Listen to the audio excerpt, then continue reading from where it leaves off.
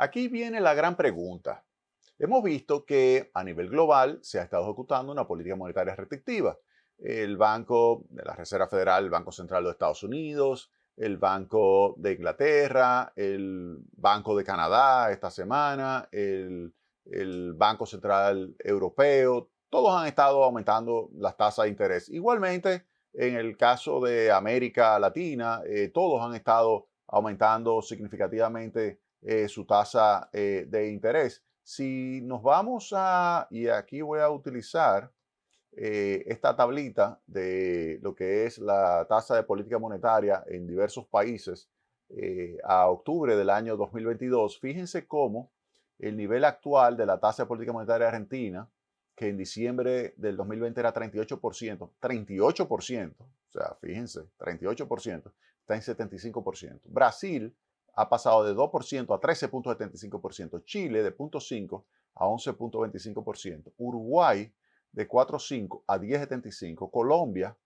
de 1.75 a 10, México de 4.25 a 9.25, Costa Rica de 0.75 a 8.50, Paraguay de 0.75 a 8.50, República Dominicana de 3% a 8.25, Perú de 0.25 a 7%, Nicaragua de 4% a 6% y Guatemala de 1.75 a 3%. O sea, fíjense cómo todos esos países han ejecutado, al igual que Estados Unidos, han ejecutado políticas de aumento de tasa de interés. De hecho, los Estados Unidos se prevé que en su próxima reunión la aumente 75 puntos básicos. Sería el cuarto ajuste en esa magnitud. Y en la última se prevé que suba 50 puntos básicos y termine entonces el año, termine entre 4.25 y 4.50 y se prevé entonces que suba 4.6%. Ese era el pico que se estaba pronosticando, pero ahora las últimas proyecciones lo que señalan es que es probable que llegue a 5% el año que viene.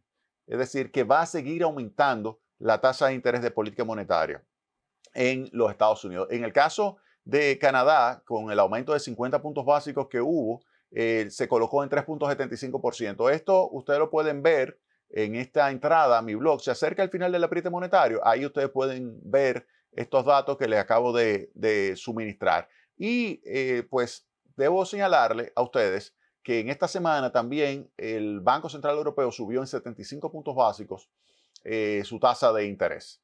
Subió en 75 puntos básicos su tasa de interés, lo cual es un reflejo, no cabe duda, de que hay una política de apriete, hay una política de apriete monetario. Ahí está, esto lo estoy tomando del Financial Times, que el Banco Central de Europa está subiendo 75 puntos básicos para mandar un mensaje de que ya comienza a apretarse pues las condiciones monetarias para reducir la tasa de inflación. No cabe duda de que son aumentos elevados en términos históricos y la meta es reducir la tasa de inflación que se le ha ido de las manos. La tasa de inflación en Europa es 10% y la meta es 2%. O sea, fíjense lo siguiente, 5 veces la meta.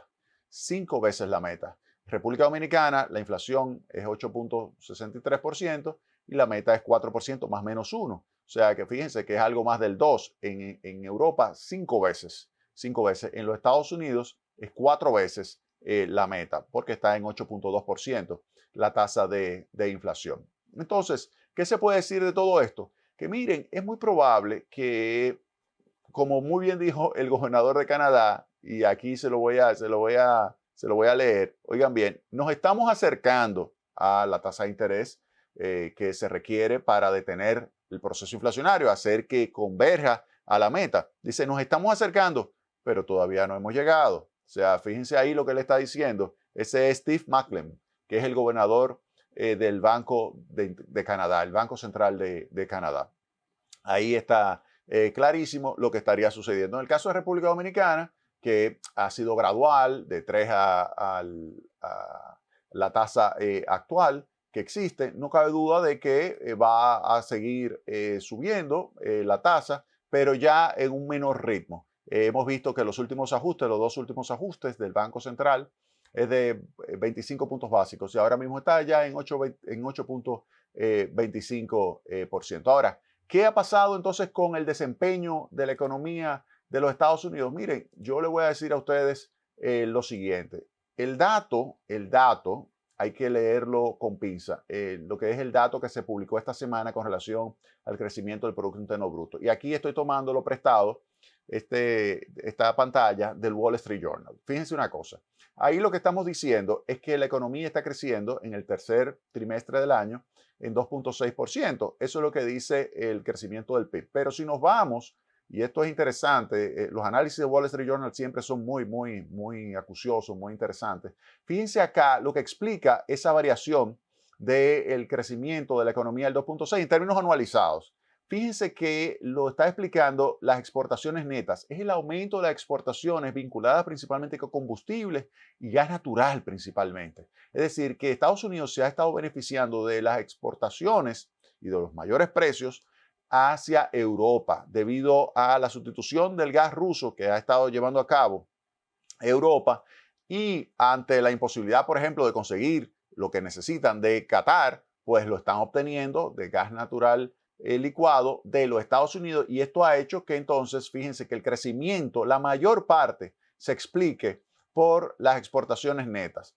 Sin embargo, el consumo, lo que estamos viendo es que crece, y fíjense acá, este es el consumo, crece, pero en realidad aporta muchísimo menos que las exportaciones netas, que por lo general las exportaciones netas tenían un comportamiento negativo. Fíjense el 2021, 2022, variaciones negativas, pero aquí fuerte incremento positivo y el consumo, fíjense todo el consumo, fíjense toda esa barrita es consumo y fíjense ahí la diferencia entonces ahora de esa barrita amarilla clara, fíjense ahora cómo se ha ido reduciendo. ¿Qué significa eso? Recuerden que el consumo representa la mayor parte del Producto Interno Bruto. En la mayoría de los países, por no decir todos, representa la mayor parte. ¿Eso qué significa? Que si el consumo se desacelera, es de esperar que la economía se desacelere. De hecho, lo que se estaría previendo, y esto es interesante, aquí le voy a mostrar esta pantalla. Fíjense, esto es la probabilidad de que haya una recesión en los próximos 12 meses. Fíjense acá, octubre del año 2022. ¿Cuál es la probabilidad? Esto es en base a una encuesta que levanta el Wall Street Journal. ¿Cuál es la probabilidad de que en los próximos 12 meses en los Estados Unidos haya recesión? El 63%. 63% probabilidad de que haya recesión. Fíjense la diferencia con relación a aquí, abril, julio del año 2021, 12%. ¿Ven la diferencia? O sea, ¿qué le está diciendo a usted de eso? Lo que le está diciendo es que no cabe duda de que hay una elevadísima posibilidad de que el año que viene haya recesión. El Fondo Monetario Internacional estima que va a tener un nivel de crecimiento de la economía de los Estados Unidos de un 1%. Recuerden que hay una clara asociación de la economía de los Estados Unidos con República Dominicana. Si a ellos les va bien, a nosotros no nos va bien. Si a ellos les va mal, a nosotros nos va mal. Entonces, por eso hay que darle mucho seguimiento a lo que está sucediendo ayer, porque de allá vienen las remesas, porque de allá viene el turismo, porque de allá viene inversión, porque de allá vienen las compras de zona franca. Todo eso viene de los Estados Unidos. Pero también de Europa tenemos turismo, remesa, etc. Y Europa, lo que va a crecer, la zona euro, es 0.5%. Y de esa zona euro, el motor de la zona euro, que es la principal economía, Alemania, va a decrecer, así como también Italia. Entonces, estamos ante un entorno internacional para el año 2023 sumamente difícil, sumamente complicado. Por eso le decía que hay que tener mucho cuidado para ese año y con el tema de la política fiscal. ¿Por qué? Porque no nos podemos dar el lujo de perder lo que sería la credibilidad de las finanzas públicas. Entonces, eso es fundamental. Miren aquí, de acuerdo a los pronósticos que hace el Wall Street Journal, en base a unas encuestas que realiza, fíjense acá, para el año que viene, lo que estaría pronosticándose, estos son los datos de octubre, en base a octubre, de lo que pudiera ser el crecimiento para el año 2023, 0.4%. Recuerden, el fondo estima 1%. Ahora, ¿qué significa ese 0.4%? Eso significa que es altamente probable que los 2 primeros trimestres del año que viene se registren variaciones negativas. Esa sería la idea. ¿Y por qué variaciones negativas? Por el efecto del aumento de la tasa de interés. El aumento de la tasa de interés, en primer lugar, impacta la parte de inversión. Impacta negativamente el componente de inversión del Producto Interno Bruto, que ya lo está haciendo. Hay una significativa caída de la demanda de bienes raíces, demanda de viviendas, por ejemplo. ¿Por qué? Porque la tasa de interés esta semana llegó a 7%, la tasa de interés de las hipotecas a 30 años. 7% llegó.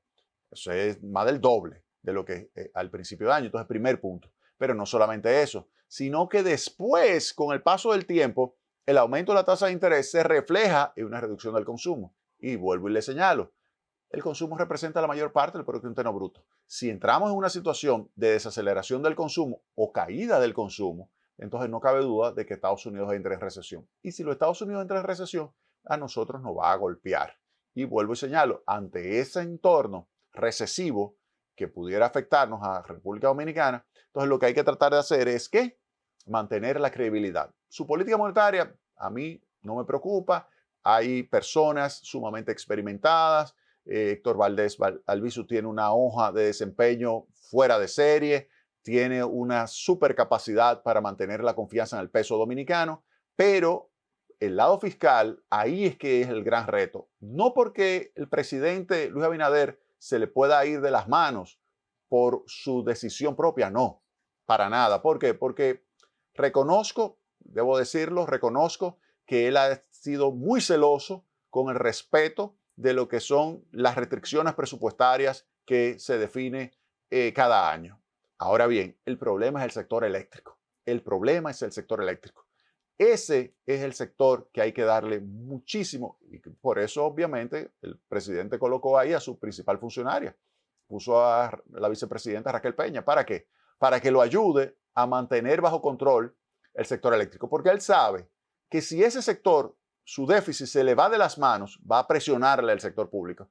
Y lo que él va a tener que hacer es reducir la inversión pública. Pero si reduce la inversión pública en un año preelectoral, eso va a ser complicado, muy complicado para las autoridades. Por eso, mi recomendación desde aquí, desde Tecnopol, es que traten de mantener el control de la finanza del sector eléctrico. Va a ser difícil, pero no imposible. Vámonos a la pausa y retornamos en breve con más Tecnopol.